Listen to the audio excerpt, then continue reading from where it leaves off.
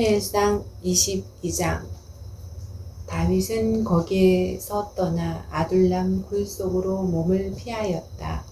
그러자 형들과 온 집안이 그 소식을 듣고 그곳으로 내려가 그에게 이르렀다. 그들뿐만 아니라 압제를 받는 사람들과 빚에 시달리는 사람들과 원통하고 억울한 일을 당한 사람들도 모두 다윗의 주변으로 몰려들었다. 이렇게 해서 다윗은 그들의 우두머리가 되었는데 400여 명이나 되는 사람들이 그를 따랐다. 다윗은 거기에서 모압의 미스바로 가서 모압 왕에게 간청하였다.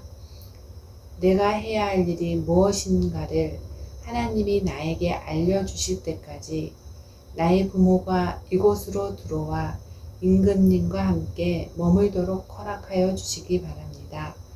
그리하여 다윗은 자기의 부모를 모압 왕에게 부탁하였다. 다윗이 산성에 머물러 있는 동안에 다윗의 부모는 모압 왕과 함께 살았다. 그때에 가시라는 예언자가 다윗에게 그 산성에 머물러 있지 말고 어서 유다 땅으로 들어가라고 재촉하였다. 그래서 다윗은 그곳을 떠나서 헤렙습으로 들어갔다. 하루는 사울이 기브아 산등성 위에 에셀 나무 아래에서 창을 들고 앉아 있었다. 그의 신하들은 모두 그의 곁에 둘러서 있었다. 거기에서 사울은 다윗이 부하들을 거느리고 나타났다는 말을 들었다. 사울이 둘러서 있는 신하들에게 호탕을 쳤다. 이 베냐민 사람들아, 똑똑히 들어라. 이새의 아들이 너희 모두에게 밭과 포도원을 나누어 주고 너희를 모두 천부장이나 백부장으로 삼을 줄 아느냐? 그래서 너희가 모두 나를 뒤엎으려고 음모를 꾸몄더냐? 내 아들이 이새의 아들과 맹약하였을 때에도 그것을 나에게 기뜸해 준 자가 하나도 없었다. 또 내 아들이 오늘 나의 신하 하나를 부추겨서 나를 죽이려고 매복시켰는데도 너희들 가운데는 나를 염려하여 그것을 나에게 미리 기뜸해 준 자가 하나도 없었다. 바로 그때에 사울의 신하들 가운데 끼어있던 에돔 사람 도액이 나서서 보고하였다. 제가 이새의 아들을 보았습니다. 그가 노브로 와서 아히두베의 아들 아히멜렉과 만날 때였습니다. 그때에 아히멜렉이 다윗이 해야 할 일을 주님께 여쭈어보고 나서 그에게 먹을 것도 주고 블레셋 사람 골리앗의 칼도 주었습니다. 그러자 왕은 아히두베 아들 제사장 아히멜렉은 물론 노베에 있는 그의 집안 제사장들을 모두 불러들였다. 그리하여 그들이 모두 왕에게로 나와왔다. 사울이 호통을 쳤다. 아히두베 아들은 똑똑히 들어라. 아히멜렉이 대답하였다. 임금님 말씀하십시오. 사울이 그를 꾸짖었다. 내가 왜 이새의 아들과 함께 공모하여 나에게 맞서려고 하였느냐?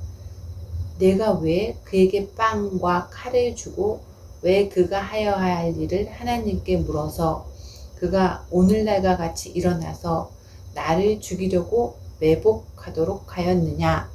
그러자 아히멜렉이 왕에게 대답하였다.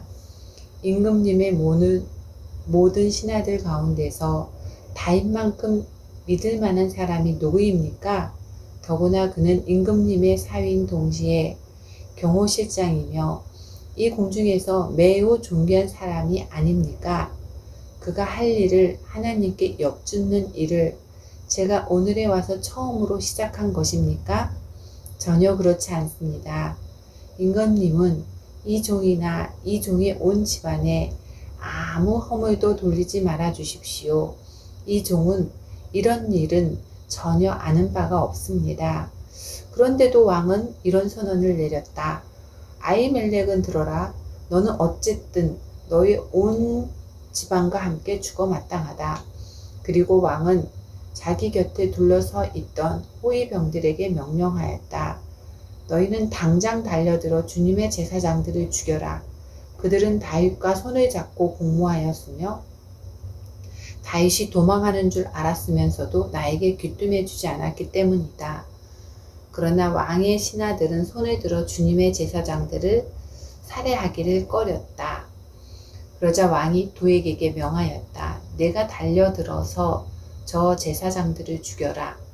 그러자 에돔 사람 도액이 서슴없이 달려들어서 그 제사장들을 죽였는데 그가 그날 죽인 사람은 못이 에봇을 입은 제사장만도 85명이나 되었다. 사울은 제사장들이 살던 성읍 노베까지 가서 주민을 다 칼로 쳐 죽였다. 그는 남자와 여자, 어린이와 젖먹이, 소떼나 나귀떼나 양떼를 가리지 않고 모두 칼로 쳐서 죽였다. 아히두베의 손자이며 아히멜렉의 아들인 아비아달은 거기서 피하여 다윗에게로 도망하였다. 아비아달은 다윗에게 사울이 주님의 제사장들을 몰살시켰다는 소식을 전하였다. 다윗이 아비아달에게 말하였다. 그날 내가 에돔 사람 도액을 거기에서 보고서 그가 틀림없이 사울에게 고자질하겠다는 것을 그때 이미 짐작하였소. 제사장의 집안이 몰살당할 것은 바로 내가 책임져야 하오. 이제 두려워하지 말고 나와 함께 지냅시다. 이제 나의 목숨을 노리는 사람이 바로 당신의 목숨을 노리는 사람이기도 하니 나와 함께 있으면 안전할 것이요. 사무엘상 23장. 다윗은 블레셋 사람이 그일라를 치고 타작한 곡식을 마구 약탈하여 간다는 소식을 들었다. 그래서 다윗은 주님께 여쭈었다. 내가 출전하여 이 블레셋 사람을 쳐도 되겠습니까? 그러자 주님께서 다윗에게 허락하셨다. 그렇게 하여라. 어서 출전하여 블레셋 족속을 치고 그일라를 구해주도록 하여라. 그러나 다윗의 부하들이 반대하고 나섰다. 우리는 여기 유다에서도 이미 가슴을 졸이며 살고 있는데 우리가 그일라로 출전하여 블레셋 병력과 마주친다면 얼마나 더 위험하겠습니까? 다윗이 주님께 다시 여쭈어 보았다. 그런데도 주님께서는 똑같이 대답하셨다. 너는 어서 그일라로 가거라. 내가 블레셋 족속을 너희 손에게 넘겨주겠다. 그래서 다윗이 그일라로 출전하여 블레셋 사람과 싸웠다.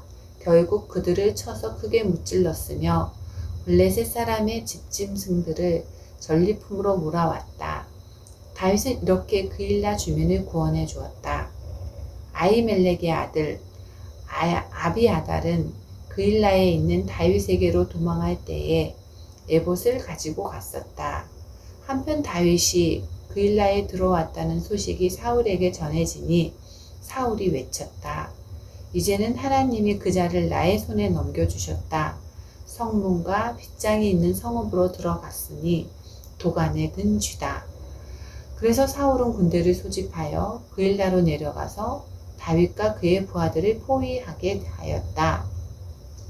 다윗은 사울이 자기를 해치려고 음모를 꾸미고 있다는 사실을 알고서 제사장 아비아달에게 에봇을 가져오게 하였다. 다윗이 하나님께 아뢰었다.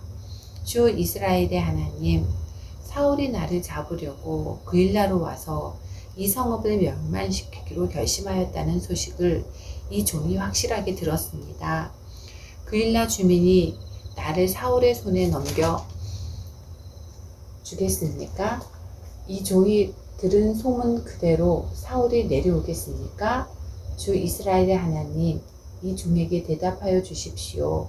주님께서 대답하셨다. 그가 내려올 것이다. 다윗이 다시 한번 여쭈었다. 그일라 주민이 정말로 나의 부하들과 함께 사울의 손에 넘겨주겠습니까? 주님께서 대답하셨다. 넘겨줄 것이다.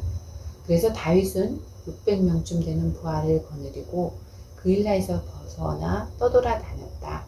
다윗이 그일라에서 빠져나갔다는 소식이 사울에게 알려지니 사울은 출동하다가 그만두었다. 그리하여 다윗은 광야의 산성을 찾아다니며 숨어서 살았다. 그는 바로 10광야의 산간 지역에서 살았다.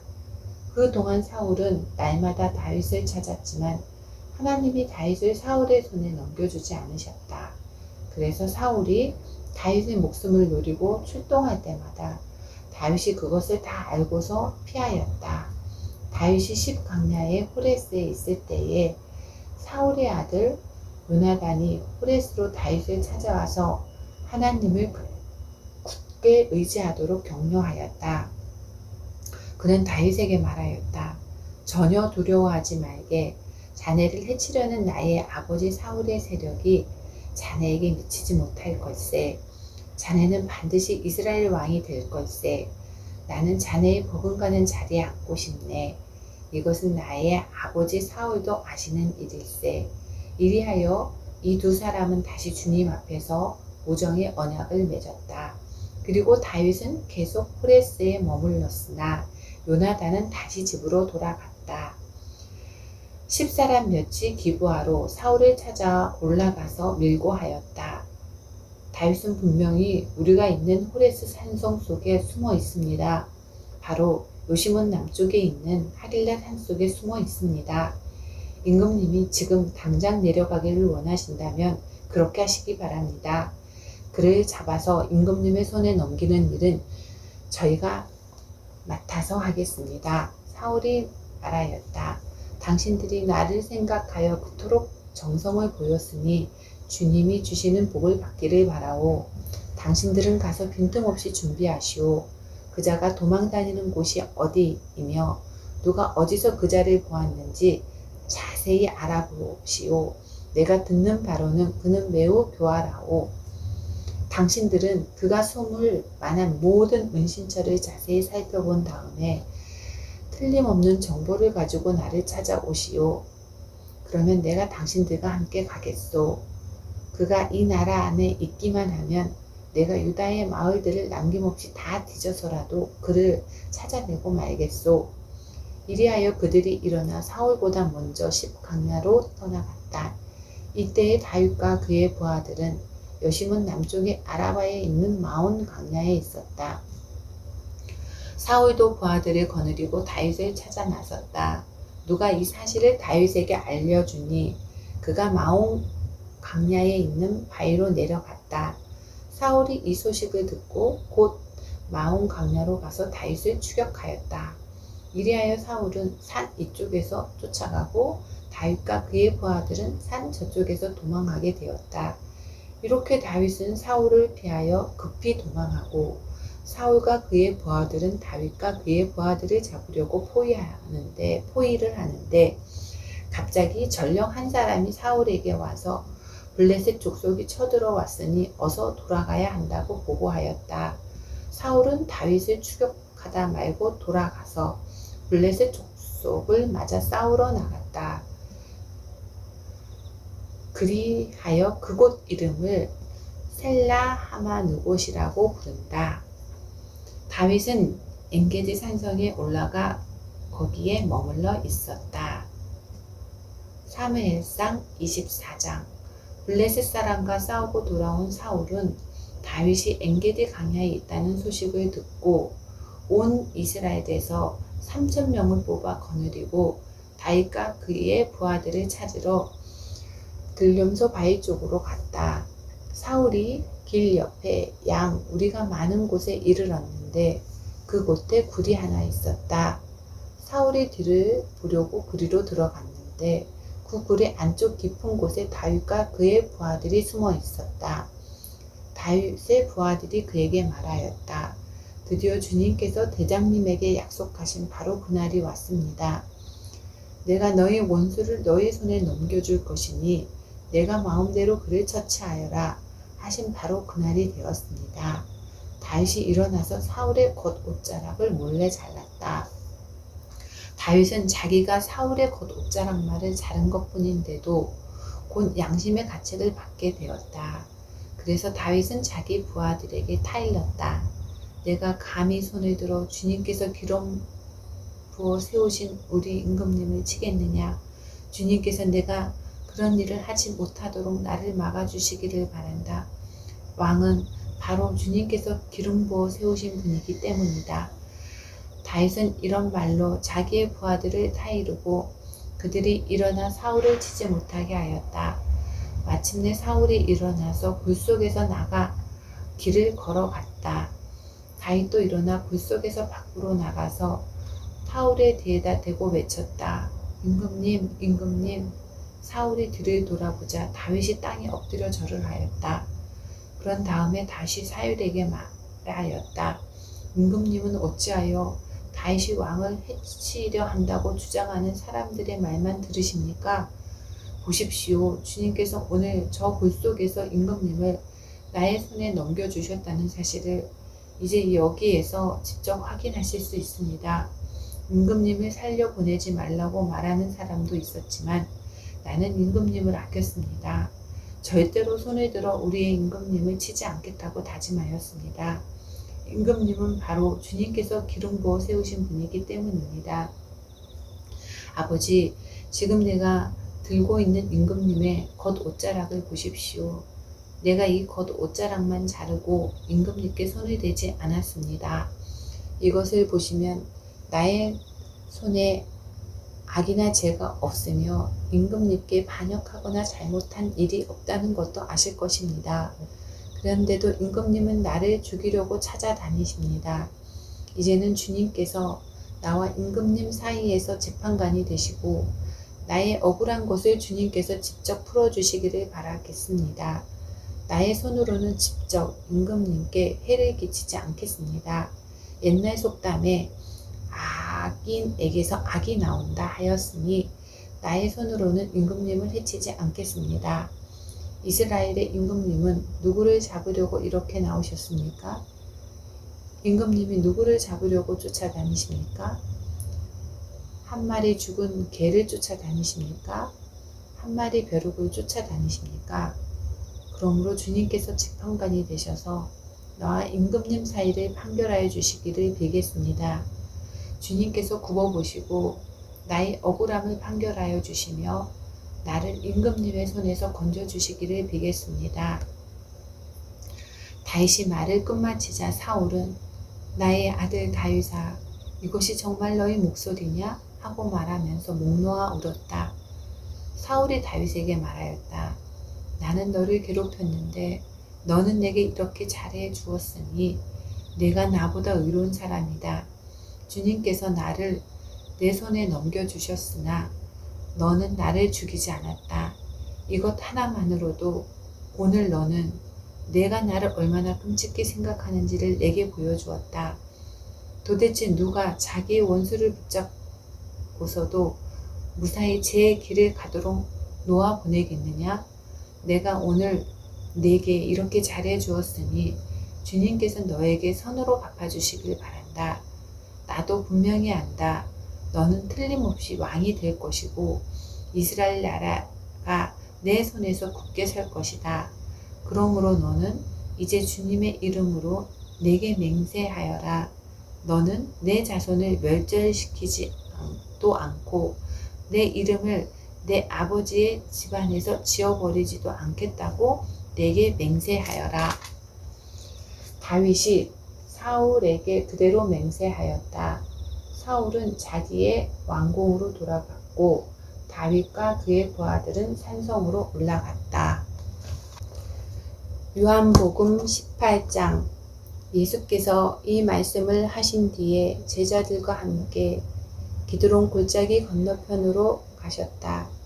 거기에는 동산이 하나 있었는데 예수와 그 제자들이 거기에 들어가셨다. 예수가 그 제자들과 함께 거기서 여러 번 모이셨으므로 예수를 넘겨줄 유다도 그것을 알고 있었다.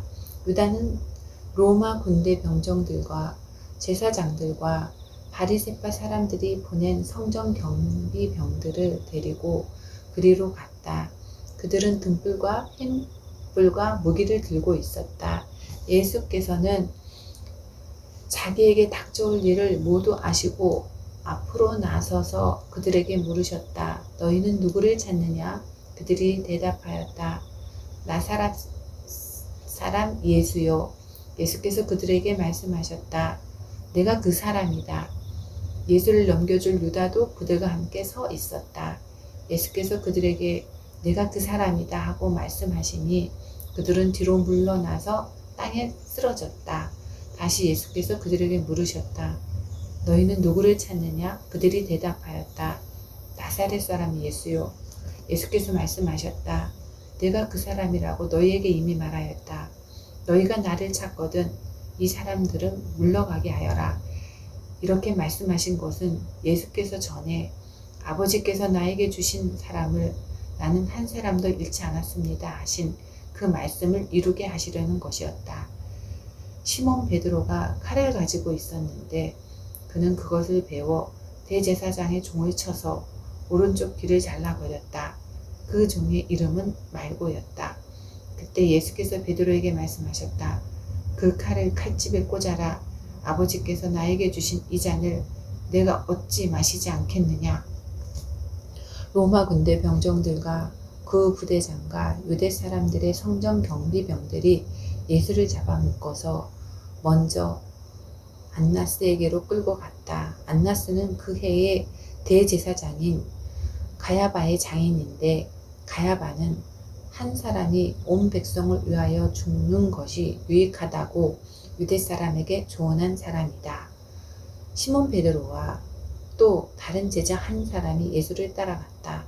그 제자는 대제사장과 잘 아는 사이라서 예수를 따라 대제사장의 집 안뜰에까지 들어갔다. 그러나 베드로는 대문 밖에 서 있었다. 그런데 대제사장과 잘 아는 사이인 그 다른 제자가 나와서 문지기 하녀에게 말하고 베드로를 데리고 들어갔다. 그때 문지기 하녀도 베드로에게 말하였다. 당신도 이 사람의 제자 가운데 한 사람이지요? 베드로는 아니요 하고 대답하였다.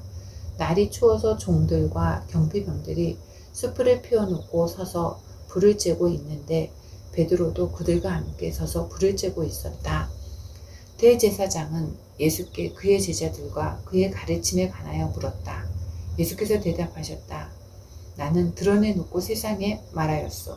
나는 언제나 모든 유대인 사람이 모이는 회당과 성전에서 가르쳤으며 아무것도 숨어서 말한 것이 없소.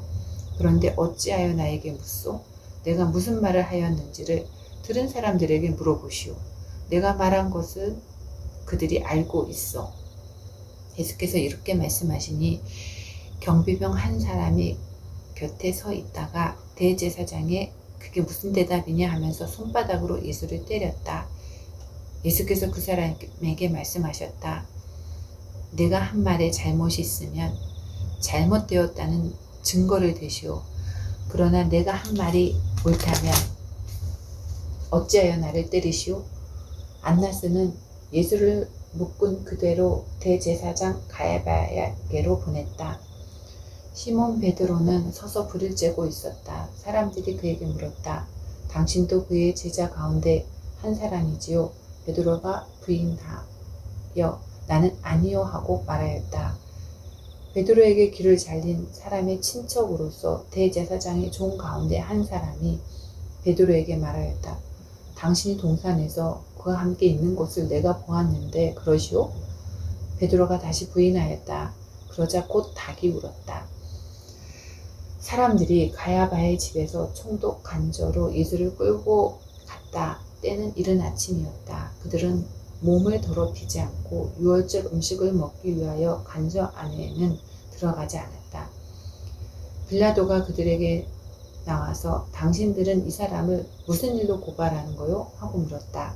그들이 빌라도에게 대답하였다. 이 사람이 악한 일을 하는 사람이 아니라면 우리가 총독 있게 넘기지 않았을 것입니다. 빌라도가 그들에게 말하였다. 그를 데리고 가서 당신들의 법대로 재판하시오. 유대 사람들이 우리는 사람을 죽일 권한이 없습니다 하고 대답하였다.